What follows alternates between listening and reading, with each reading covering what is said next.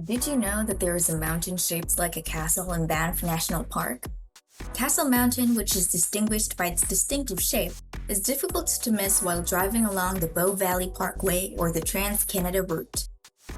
Wondering what hidden gems are in this gorgeous location? Stick with us as we explore Canada's first national park together. Millions of tourists travel to Banff every year to take in the emerald waters of Lake Louise, the heavens of flowers at Sunshine Meadows, and the towering jagged peaks that line the Icefields Parkway. The first national park in Canada, Banff, was established with simplicity in mind. While excavating on the slopes of the Canadian Rocky Mountains in 1883, 3 railroad employees discovered a natural hot spring, and as a result, the park was founded. Banff is developed from a 26 square kilometer hot springs reserve to a 6,641 square kilometer alpine environment, nestled away in the midst of the spectacular Canadian Rockies. The Banff National Park Visitor Center, located inside a mock-cheery structure, has all the information you require regarding locations, activities, traffic patterns, and the weather in the park. In Banff National Park, there is never a shortage of attractions or activities. Every season of the year, Banff offers incredible opportunities for sightseeing and wildlife viewing, as well as a wide variety of dining and retail alternatives. Climbing, mountain biking, mountain paddling, photography, and hiking are all popular summertime activities. When the larch trees, the only coniferous trees that shed their needles in winter, turn yellow in the fall, it is the finest time to see seasonal color. The mountainous terrain makes for fantastic downhill and cross-country skiing in the winter. In actuality, the park is home to 3 significant downhill ski areas. In addition to the numerous backcountry trails that are accessible throughout the park, Lake Louise Ski Resort, Sunshine Village, and Mount Norquay offer a sizable amount of skiable terrain. In addition to a high-definition movie, living history activities, and ranger-led biodiversity experience in the nearby marshlands, and an evening lantern tour, Cave and Basin Hot Springs is now a National Historic Site. Although swimming in the tranquil waters is no longer an option, Banff Upper Hot Springs, a contemporary spa with outdoor pools, locker rooms, and cafe, is only 10 minutes away. The Banff Park Museum National Historic Site, which is also a rustic architecture marvel and a repository for zoological, botanical, and geological specimens from the Victorian era, is located 2 blocks off the main street. The nearby White Museum of the Canadian Rockies is an authority on local art and architecture, featuring heritage homes in the gardens as well as paintings, sculptures, and photographs. Explore these lovely museums and immerse yourself in the experience. There are several outdoor activities all around the area. The public 9-hole Banff Springs Golf Club, which was built in 1911, makes the most of its Rocky Mountain setting with breathtaking mountain views and courses that run beside the Bow River. The Banff Legacy Trail, which runs along the north bank of the river between Canmore and Banff Village, is only one of the park's several mountain riding and cycling trails. Between Lake Louise and Canmore, the Bow River offers great opportunities for fly fishing, independent kayaking, and organized float trips.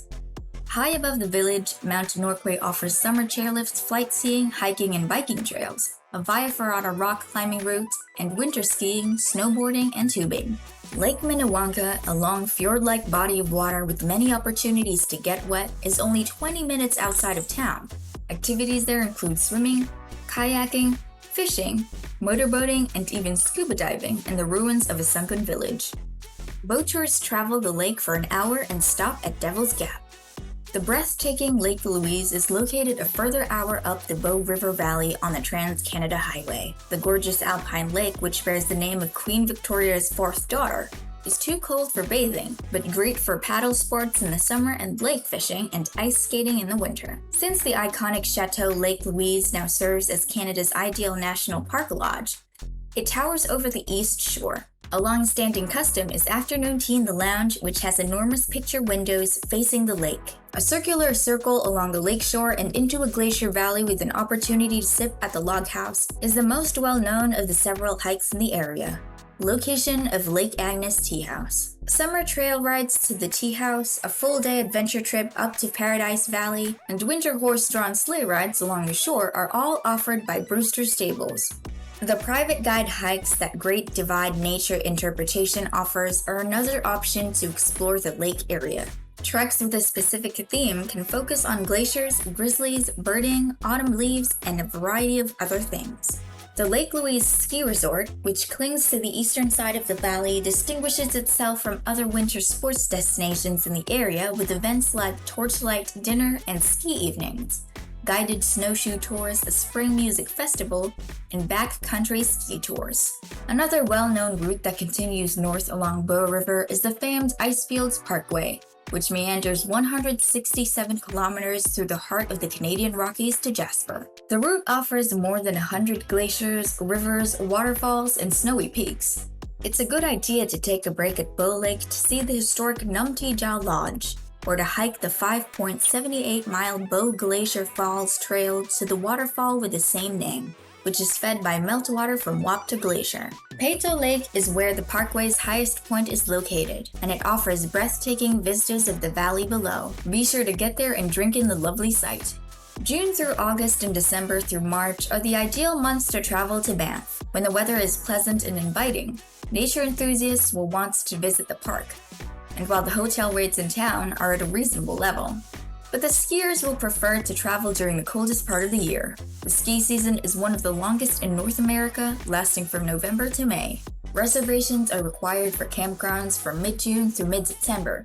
For first-come, first-served campgrounds, get there early. For campgrounds that accept reservations, do so in advance.